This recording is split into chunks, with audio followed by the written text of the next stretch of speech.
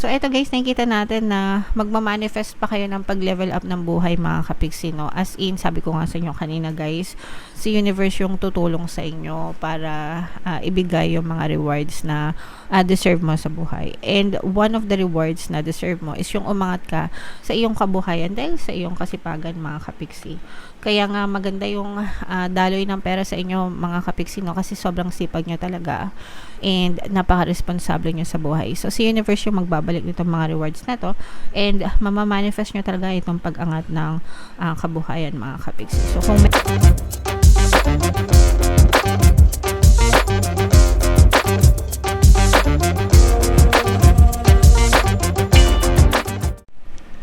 Hello guys, hello Aries, welcome back to Pinay Pixie Tarot. Ang pamagat ng episode natin for tonight is mid-month kapalaran para ngayong April 16 to 30 para sa Aries, Sun, Moon, Rising, Sign, and Venus. Unahin natin itong deck na to guys. Tingnan natin yung mga mensahe sa inyo or yung mga paparating sa inyo ngayong April 16 to 30. Wow, door to value mga kapiksi, unang-unang energy pa lang. Napakasaya na. This is money mga kapiksi. Ibig sabihin nito, magaan yung pasok ng kaperahan sa buhay nyo mga kapiksi. So, invite the money in your life. Invite the magic in your life mga kapiksi. Always be grateful guys. Kailangan receptive kayo no dito sa mga pagpapala na to.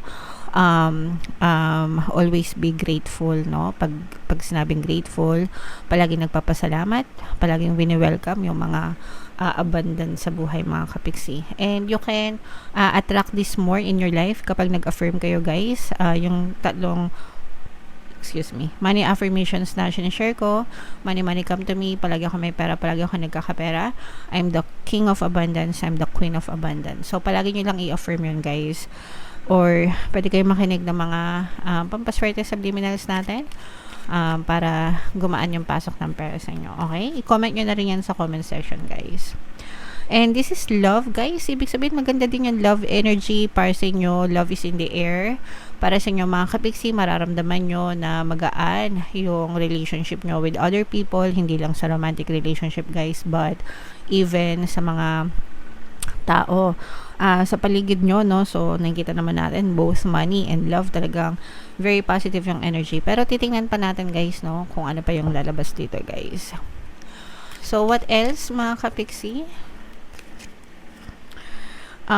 Pahinga guys, no? Rest and rejuvenation. Saktong-sakto kasi, 'di ba? Ito yung itong season na to, bakasyon, yung iba Holy Week, 'di ba? Sometimes tinitake nila yung pagkakataon na yun para makapagpahinga. Not necessarily magbakasyon, lumabas guys. Kung gusto nyo, okay lang. Kung gusto nyo sa bahay, okay lang din. As long as makapagpahinga kayo mga kapiksi. Kasi kailangan nyo rin mag-recharge ng energy nyo. So, pakinggan nyo habang nagpapahinga kayo guys. Pakinggan nyo ang kanta ni Lalaboy, R&R. I-search nyo na lang. Nandito din siya sa YouTube, sa Spotify, Apple Music, lahat na. In-endorse ko siya guys. Unsponsored, no? Okay. So, yeah. Comment down below guys if feeling nyo naka-resonate kayo dyan. Mga kapiksi, tingnan natin yung ganap sa inyo ngayong April 16 to 30. Shuffle ko to guys. Habang sinashuffle ko to, panoorin nyo muna yung video natin regarding sa ating paano mag-manifest ng abundance video course. Kapiksi, sawa ka na ba sa mga struggles at hirap sa buhay mo? Masipag ka ba at masikap sa buhay ngunit hindi ka pa rin umaasenso? Ilang beses ka na bang nag-attempt mag-negosyo at mag-invest pero palagi ka pa rin nalulugi? Sa pagkakataon na ito ay maaaring may subconscious beliefs ka na nagiging balakid sa iyong pag-unlad at pagyaman. Introducing, paano mag-manifest ng abundance video course. Dito ay matututunan mong ma-overcome ang mga balakid mo para tuluyan ka ng umunlad, umasenso, sumagana, maging matagumpay, successful at maswerte sa iyong kabuhayan, pera, trabaho, negosyo, salapi at kaperahan ng bonggang-bongga. Dali, mag-send na ng email sa pinoypixie@gmail.com at simulan na ang iyong pagyaman ngayon. Alright, so sa lahat ng gusto mag-avail ng course guys, naka-flash sa screen nyo. Una, meron tayong paano mag-manifest ng abundance video course. Meron din tayong paano mawala ang third party at magkaroon ng harmonious na relationship. And meron din tayong paano pabalikin si ex, revise, breakup.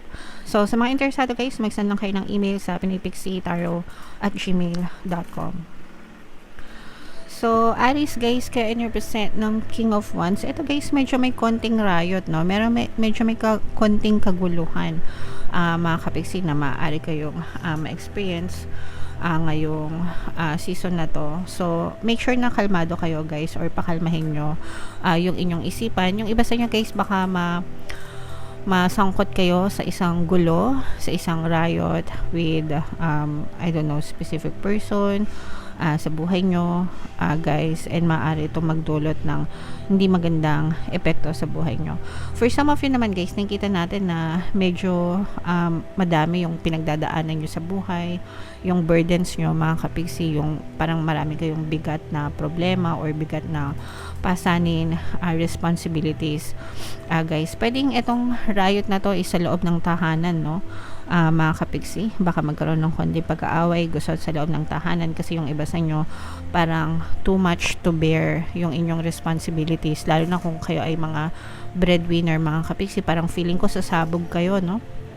Parang sasabog yung mga damdamin nyo, and baka hindi kayo makapagpreno sa bunganga nyo, and makapagsalita kayo ng hindi maganda sa mga kamag-anak nyo or pamilya nyo na maaaring mag-cause ng sakitan guys. Kaya sabi ko sa inyo kanina, kumalma kayo, wag nyong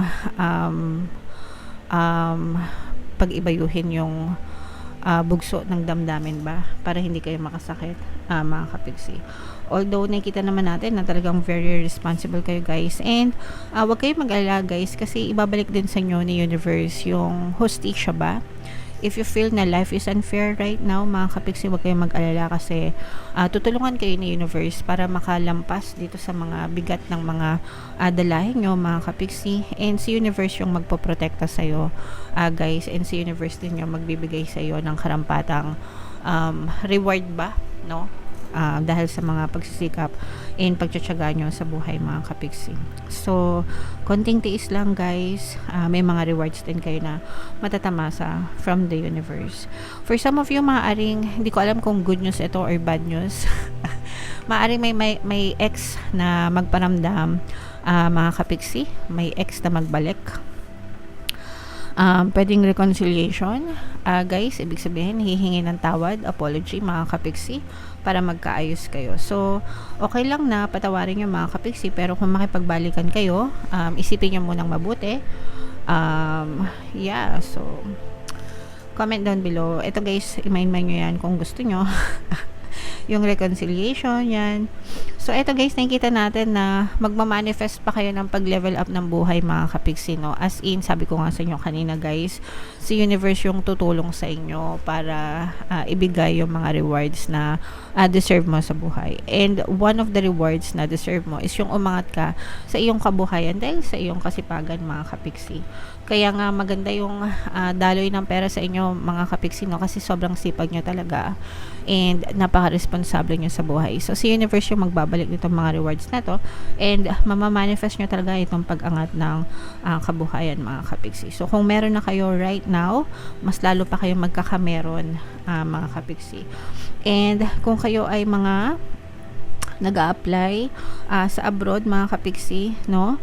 Maaari kayong makatanggap ng magandang balita mga kapiksi, na pwede na kayong pwedeng na-approve na yung mga application nyo or yung mga documents nyo, ganyan, requirements, no?